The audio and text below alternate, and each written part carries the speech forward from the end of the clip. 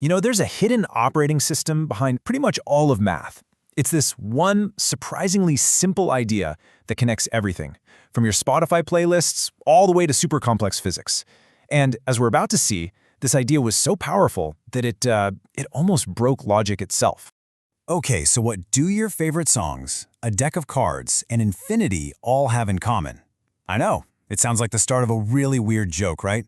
But stick with me, because the answer gets right to the heart of what we're talking about today. It's the one thing that connects all of these totally random things. And no, I'm not being overly dramatic here. We're talking about a concept so revolutionary, so dangerous, that it literally threatened to bring the whole house of cards down. It led to one of the biggest crises in the entire history of logic. So, how can an idea be so dangerous? Well, to get that, we have to start with just how simple it is. So let's get right down to it. What is a set? And that's it. A set is just a collection of stuff. Seriously, let's forget about math and numbers for a second. Think about all the clothes you're wearing right now. That's a set. Or think about the fingers on your hand. That's another set. It is truly one of the most basic, fundamental concepts you can possibly imagine. Now, the really crucial point here is that a set is only defined by what's inside it, its members. The order doesn't matter at all. So, the set containing 1, 2, and 3 is the exact same identical set as the one with 3, 1, and 2, because they've got the same stuff in them. It really is that simple. And the way we write them down is just as easy. We use these curly brackets to kind of hold all the elements, and if you see those 3 little dots, the ellipses, that just means the list keeps going on in the same pattern, maybe even forever. It's a neat little trick that lets us talk about sets that end, like the letters in the alphabet, and sets that go on for infinity, like, say, all the even numbers. All right, so we've got these collections. Now what? What can we actually do with them? Well, you can think of it like there are a few basic rules of the game, a simple toolkit that lets us combine and compare sets. First up, we've got the union.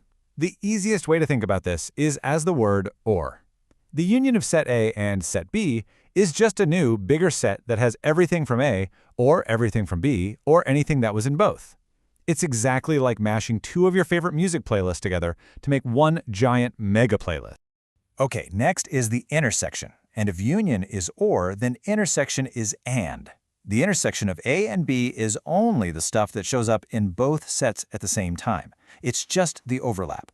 So going back to our playlists, if they happen to share a few of the same songs, the intersection is just those songs and nothing else.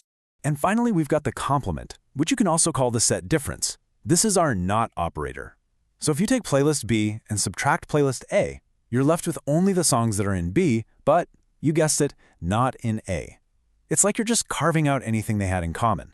So think about that. With just these 3 simple ideas, or, and not, we have the entire toolkit we need to play with any collection of things you can imagine. And this is where it starts to get really mind-blowing.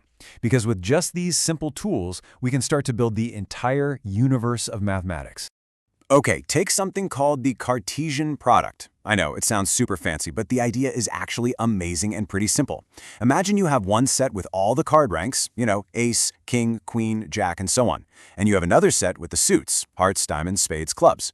The Cartesian product just creates a brand new set of every single possible pair you can make.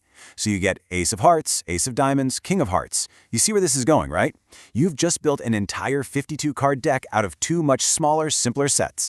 And looking at it like this is a brilliant way to visualize what's happening. The Cartesian product takes 2 simple, one-dimensional lists and smashes them together to create this 2-dimensional grid of every possible pairing. And this simple operation is the foundation for, well, for everything from a basic spreadsheet all the way to that XY coordinate plane you definitely learned about in geometry class. Now, for a while, all of this set theory stuff was just seen as a really neat, new way of organizing math, kind of tidy things up.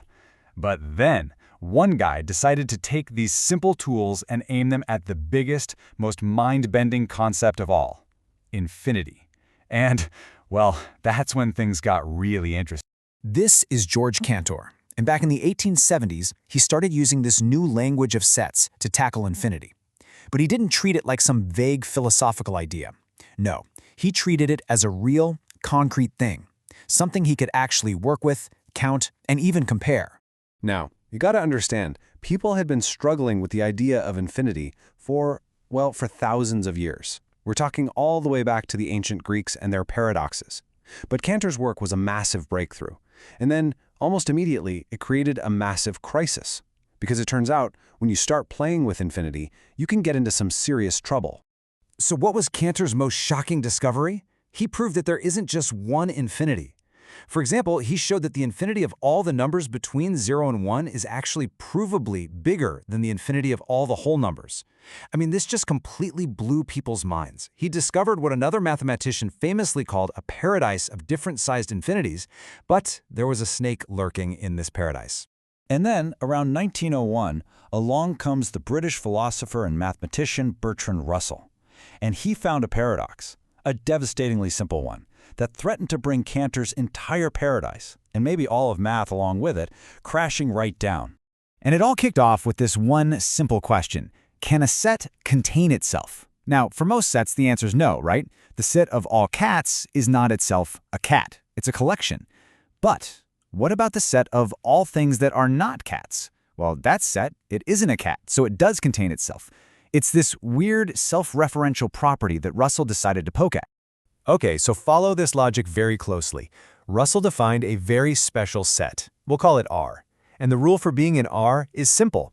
R is the collection of all sets that do not contain themselves. So, the set of all cats? Yep, that's in R.